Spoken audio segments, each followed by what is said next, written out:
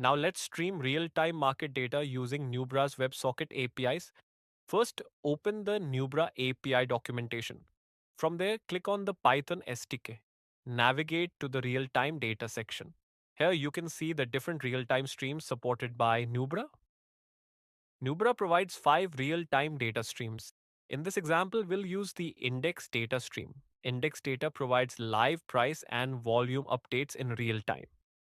Copy the index data WebSocket example and paste the code into your editor. Enable environment credentials. Run the WebSocket script.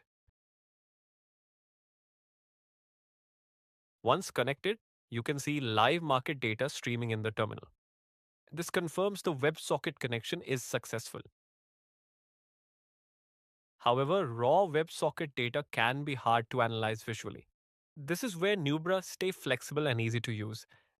You can paste the same WebSocket code into ChatGPT and ask it to add visualization to the code.